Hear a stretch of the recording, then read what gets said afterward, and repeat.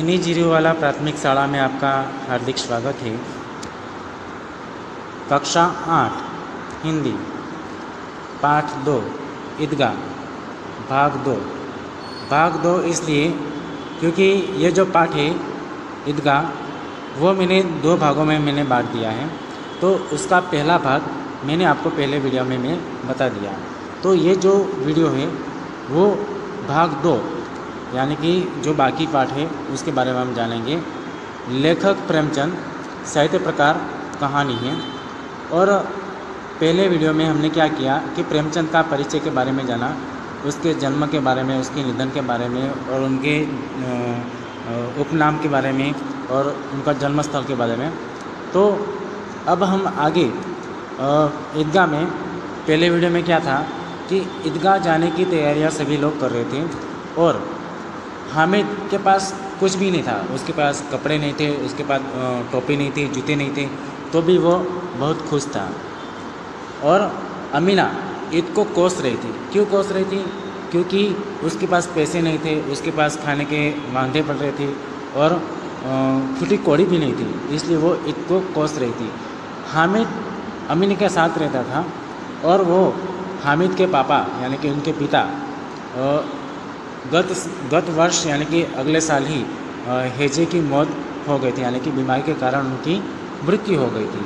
तो वो अमीना बहुत चिंतित थी और सोच रही थी कि ये जो छोटा सा बालक कि इतने दूर मेले में कैसे जाएगा, ईदगाह में कैसे जाएगा, बहुत सारी भीड़ होगी, वो कहीं खो गया तो बहुत धूप भी है। वो बहुत चिंतित थी, इसलिए वो सोच रही थी। तो इसलिए अमीना ईद को कोस रही थी कि इस निगोड़ी ईद को किसने बुलाया। तो सभी लोग ईदगाह जाने के लिए रवाना हो जाते हैं और मार्ग में बड़ी बड़ी इमारतें आती है, अदालत आती है, कॉलेज आती है, कलाघर आते हैं, यानी कि बड़े बड़े घर देखने को मिलते हैं। और थोड़े आगे चलकर शुरुआत में मिठाइयों की दुकान देखने को मिलती है और दुकानों भी कैसी सजी हुई। क्यों सजी हुई? क्योंकि हम भी देख सकते हैं कि हमारे यहाँ कोई भी त्यौहार होता है तो मिठाइयों की दुकान है वो बहुत सजी हुई थी। तो उसके आगे जाके नमाज़ पढ़ते हैं, सभी लोग नमाज़ पढ़ते हैं और नमाज़ पढ़ने के बाद सभी लोग अपने एक दूसरे को गले मिल रहे हैं। और उसके बाद जो दुकानों पर धाबा मोड़ देते हैं। धाबा मोड़ दिया यानी कि सब कुछ हो गया, मिलना जुलना हो गया।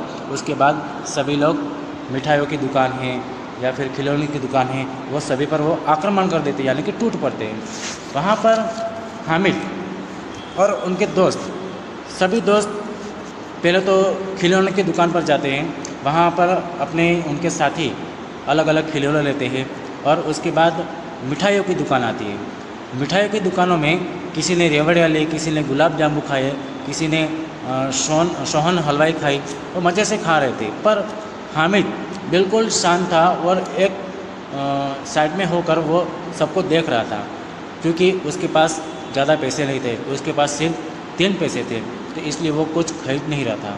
और ये उनके जो साथी मिठाई खा रहे थे उनको देख रहा था, ललचाई आंखों से वो सबकी ओर देख रहा था। तो उसके बाद मिठाइयों की दुकान के बाद अब आगे क्या होता है वो मैं आपको एक वीडियो दिखाऊंगा, वो आपको अच्छी तरह से देखना है और बाद में आपको गृह कार्य यानी कि लेसन आपको दूंगा।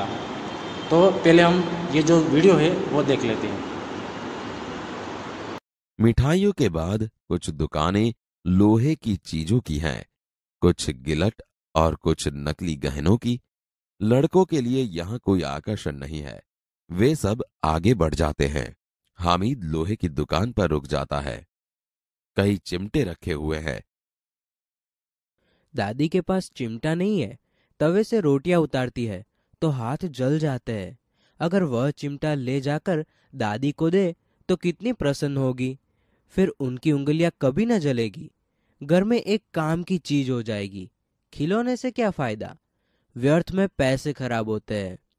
जरा देर ही तो खुशी होती है, फिर तो खिलौनों की और कोई आंख उठाकर नहीं देखता, या फिर घर पहुंचते पहुंचते टूट फूट कर बर्बाद हो जाएंगे। चिमटा कितने काम की चीज है। रोटियां तवे से उतार लो, चूल्हे में सेक लो, कोई आग मांगने आए तो चटपट चूल्हे से आग निकाल कर उसे दे दो। अम्मा बेचारी को कहाँ फुर्सत है कि बाजार जाए, और इतने पैसे ही कहाँ मिलते हैं। रोज हाथ जला लेती है। हामिद के साथी आगे बढ़ गए हैं। सबील पर सब शरबत पी रहे हैं। देखो सब कितने लालची है, इतनी मिठाइयाँ ली, मुझे किसी ने एक भी न दी। उस पर कहते हैं मेरे साथ चलो, मेरा यह काम करो, मेरा वह काम करो। अब अगर किसी ने कोई काम करने को कहा तो पूछूंगा, खाए मिठाइयाँ, आपका मुंह सड़ेगा, फोड़े फुसियाँ निकलेगी, आप ही जबान चटोरी हो जाएगी। तब घर से पैसा चुराएंगे और मार खाएंगे। अम्मा चिमटा देखकर मेरे हाथ से लेगी और कहेंगी, मेरा बच्चा अम्मा के लिए चिमटा लाया है, कितना अच्छा लड़का है। इन लोगों के खिलौने पर कौन इन्हें दुआएं देगा। बड़ों की दुआएं सीधे अल्लाह के दरबार में पहुंचती है और तुरंत सुनी जाती है। मेरे पास पैसे नहीं है तो क्या, मैं गरीब सही, किसी से कुछ मांगने तो नहीं जाता। यह चिमटा कितने का है? 6 पैसे लगेंगे।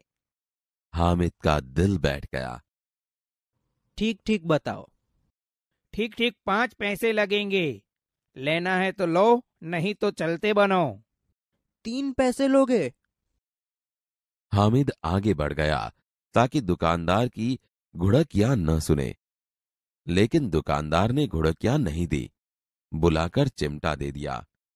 हामिद ने उसे इस तरह कंधे पर रखा मानो बंदूक है, फिर शान से अकड़ता हुआ संगियों के पास गया। यह चिमटा क्यों लाया बुद्धू, इसका क्या करेगा? जरा अपना बिस्ती तो जमीन पर गिराओ, सारी पसलियां चूर चूर हो जाए बच्चों की। तो यह चिमटा कोई खिलौना है? खिलौना क्यों नहीं है, अभी कंधे पर रखा बंदूक हो गई, हाथ में ले लिया फकीरों का चिमटा हो गया। चाहूं तो इससे मंजीरे का काम ले सकता हूँ। एक चिमटा जमा दूं तो तुम लोगों के सारे खिलौनों की जान निकल जाए। तुम्हारे खिलौने कितना ही जोर लगाए, मेरे चिमटे का बाल भी बांका नहीं कर सकते। बहादुर शेर है मेरा चिमटा। मेरी खंजरी से बदलोगे? 2 आने की है। मेरा चिमटा चाहे तो तुम्हारी खंजरी का पेट फाड़ डाले, बस एक चमड़े की झिल्ली लगा दे, डब डब बोलने लगी, जरा सा पानी लग जाए तो खत्म हो जाए। मेरा बहादुर चिमटा आग में, पानी में, आंधी में, तूफान में बराबर डटा रहेगा। चिमटे ने सभी को मोहित कर लिया, लेकिन अब पैसे किसके पास धरे हैं। फिर मेले से बहुत दूर निकल आए हैं। धूप तेज हो रही है, घर पहुंचने की जल्दी है। बड़ों से जिद करे तो भी चिमटा नहीं मिल सकता। हामिद है बड़ा चालाक, इसलिए उसने अपने पैसे बचा रखे थे। औरों ने 3-3, 4-4 आने पैसे खर्च किए, पर कोई काम की चीज न ले सके। हामिद ने 3 पैसों में रंग जमा लिया। सच ही तो है, खिलौनों का क्या भरोसा, टूट फूट जाएंगे। हामिद का चिमटा बना रहेगा बरसों। जरा अपना चिमटा दो, हम भी देखे।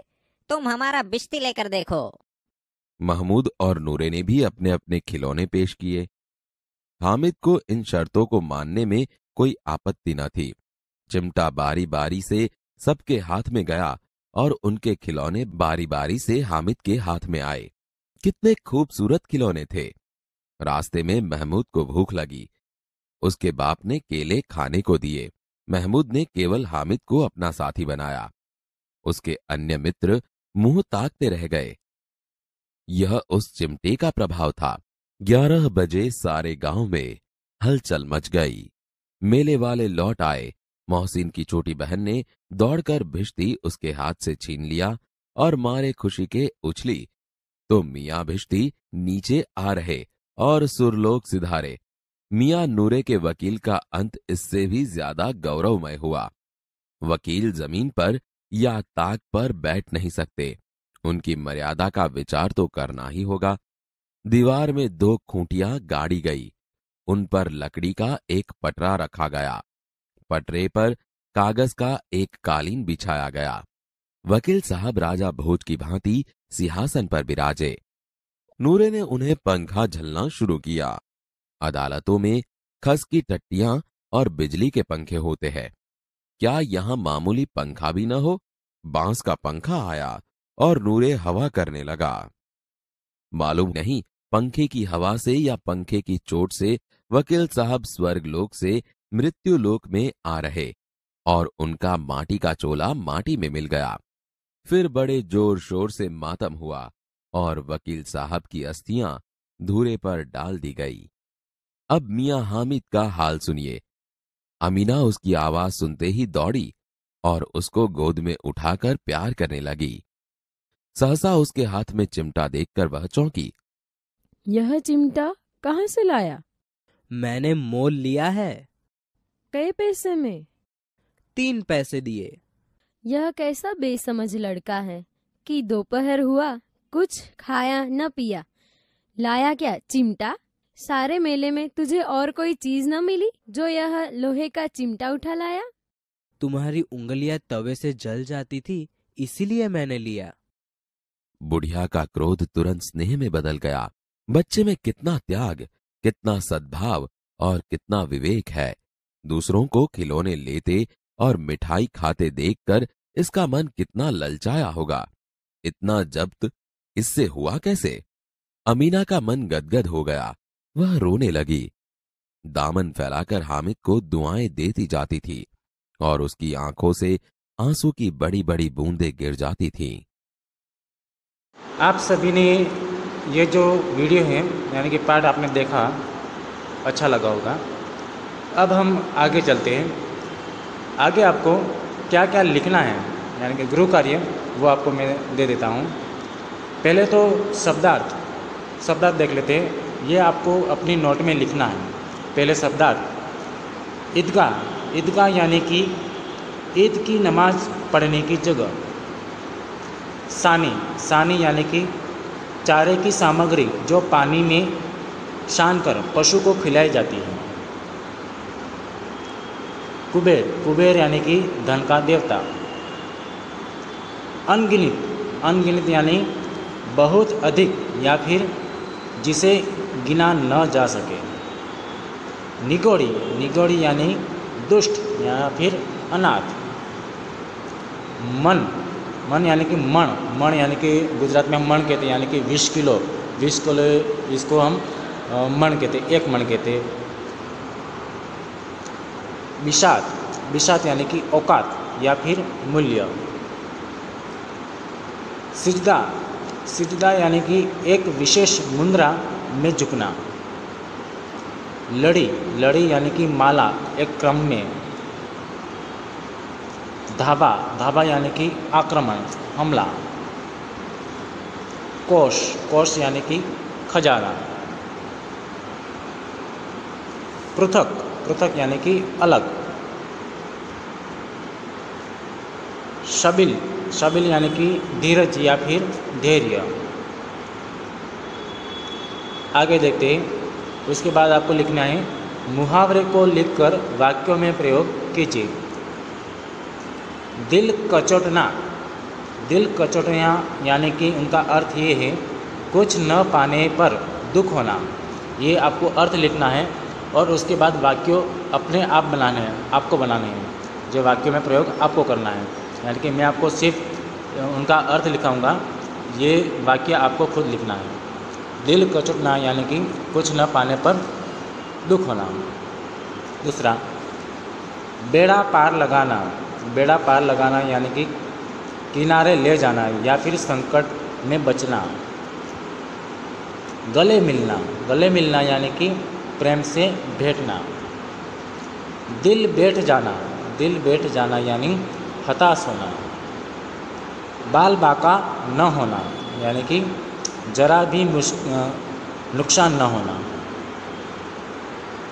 सुरलोक सिधारना यानी कि मर जाना।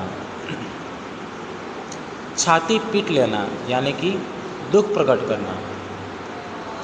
हैजे की भेंट होना यानी कि हैजे की बीमारी से मर जाना। चूर चूर हो जाना यानी कि पूरी तरह नष्ट हो जाना। आँख उठाकर न देखना यानी कि उपेक्षा न करना या फिर बिल्कुल न देखना। कलेजा मजबूत करना यानी कि हिम्मत जुटाना। रंग जमाना यानी कि प्रभावित करना। मुंह ताकते रह जाना यानी कि चकित हो जाना। माटी का चोला माटी में मिल जाना यानी कि मर जाना या फिर नष्ट हो जाना। दिल चीरना यानी कि दुख प्रकट करना। आगे शब्दार्थ ये भी आपको लिखने हैं। शीतल यानी कि ठंडा। प्रसन्न यानी कि खुश। गरीब यानी कि दिन। अंधकार यानी कि अंधेरा। स्नेह का समानार्थी है प्रेम। पुरानी यानी कि प्राचीन। अब यही जो शब्द है वो हम विरोधी शब्द देखेंगे। शीतल का विरोधी शब्द है उष्ण। प्रसन्न यानी कि खिन। गरीब यानी कि अमीर। अंधकार यानी कि उनका विरोधी है प्रकाश। स्नेह यानी कि द्रोणा यानी कि नफरत। पुरानी यानी कि नहीं। आगे निम्नलिखित प्रश्नों के उत्तर 4-5 वाक्यों में लिखिए। कि ये जो मैं आपको प्रश्न दूंगा वो आपको जवाब के साथ लिखना है। पहला प्रश्न है, हामिद ने चिमटा क्यों खरीदा? यानी कि बहुत सारे खिलौने थे पर हामिद ने चिमटा ही क्यों खरीदा, वो आपको लिखना है। आगे दूसरा प्रश्न, चिमटा खरीदने के लिए कौन कौन से कारण बताता है? जब हामिद चिमटा खरीद लेता है तब हामिद ये मैंने चिमटा क्यों खरीदा उनके कारण बताना है। बूढ़ी अम्मा का क्रोध स्नेह में क्यों बदल गया? जब हामिद चिमटा लेकर घर जाता है तब वो पहले अमीना यानी कि उनकी अम्मा वो क्रोध यानी कि गुस्से में थी और बाद में वो स्नेह में बदल जाता है। और क्यों बाद में बदल गया, क्यों बदल गया? प्रश्न नंबर 4, रोजे के दिन मुसलमान क्या करते हैं? यानी कि जब रोजे रखते हैं मुसलमान लोग तब वो क्या करते हैं? 5वां प्रश्न, रमज़ान ईद के दिन मुसलमान लोग कहाँ जाते हैं? 6ठा प्रश्न, दुकानों में कौन कौन से खिलौने मिल रहे थे? 7वां प्रश्न, ईदगाह के मार्ग का वर्णन कीजिए। यानी कि सब लोग ईदगाह जाते हैं तो मार्ग में क्या क्या आता है वो आपको लिखना है, उनका वर्णन करना है। 8वां प्रश्न, हामिद लोहे की दुकान पर क्यों रुक गया? यानी कि सभी दुकानें थीं, मिठाइयों की दुकान थी यानी कि चक्करी थी, वो सब दुकानों को छोड़कर हामिद लोहे की दुकान पर क्यों रुक गया वो आपको लिखना है। 9वां प्रश्न, हामिद के साथियों ने कौन कौन से खिलौने खरीदे? यानी कि हामिद के उनके साथियों थे, उनके मित्र थे, उसने कौन कौन से खिलौने खरीदे वो आपको लिखना है। 10वां प्रश्न, हामिद चरखी पर क्यों नहीं बैठा? हामिद चरखी उन पर क्यों नहीं बैठा वो आपको लिखना है। आगे कोष्ठ में से उचित शब्द चुनकर रिक्त स्थानों की पूर्ति कीजिए। यानी कि खाली जगह आपको पूरनी है कोष्ठ के आधार पर। यानी कि ये जो काउंस में मैंने दिया हुआ है, अम्बा, कुबेर, चिमटा, रमज़ान, हेजे, ईद, ये सारे जवाब हैं, पर कौन सी रिक्त स्थान में यानी कि कौन सी खाली जगह में कौन सा जवाब है वो आपको लिखना है। पहले रिक्त स्थान है, खाली जगह के पूरे 30 रोजे के बाद ईद आई, तो इस खाली जगह में क्या आएगा वो ऊपर ये जो जवाब है इनमें से आपको पसंद करना है। नंबर 2, रोज़ो बड़े बूढ़ों के लिए हो गए, बच्चों के लिए तो खाली जगह है। नंबर 3, उनकी अपनी जेबों में तो खाली जगह का धन हो भरा हुआ है।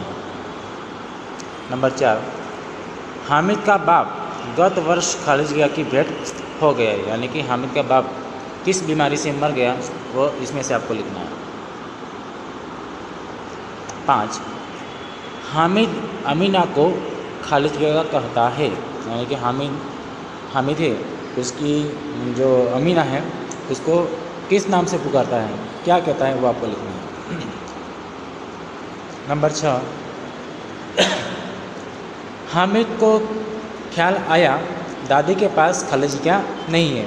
कि हामिद को विचार आया कि इनको सोचा कि दादी के पास क्या नहीं है, वो आपको जवाब लिखना है। आगे ये निम्नलिखित परिच्छेद को पढ़कर नीचे दिए प्रश्नों के उत्तर दीजिए। यानी कि ये जो पैराग्राफ है वो आपको पहले ध्यान से पढ़ना है, उसके बाद ये 6 प्रश्न हैं उनके उत्तर इसी पैराग्राफ में से आपको ढूंढकर ये उनके जवाब लिखने हैं। समझ में आया होगा आपको, ठीक है। आगे रूपरेखा के आधार पर कहानी का शीर्षक देकर कहानी लिखिए।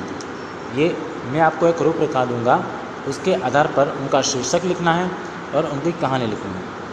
इसमें आपने पहले भी सुनी होगी कि एक नगर में 2 स्त्रियाँ, एक ही बालक के लिए दावेदार, आपस में तकरार, मामला न्यायाधीश के समक्ष, दोनों की बातें सुनना, न्याय करना, बालक के 2 टुकड़े करके बांट लो, एक स्त्री मौन, दूसरी का रोककर कहना, बच्चे को न काटे, उसे ही दे दो, न्यायाधीश का फैसला, रोती हुई स्त्री को बालक सौंपना। तो ये जो कहानी है आपने पहले भी सुनी होगी। तो इस रूपरेखा के आधार पर आपको शीर्षक देना है और बाद में मैंने सीख नहीं लिखा, पर बाद में अंत में आपको सीख भी लिखनी है। तो यहाँ पर हमारा ये जो दूसरा पाठ है इसका वो पूर्ण होता है। तो आपको समझ में आया होगा। अब आगे हम दूसरा पार्ट यानी कि अगला पार्ट मैं आपको नेक्स्ट वीडियो में दे दूँगा। Thank you.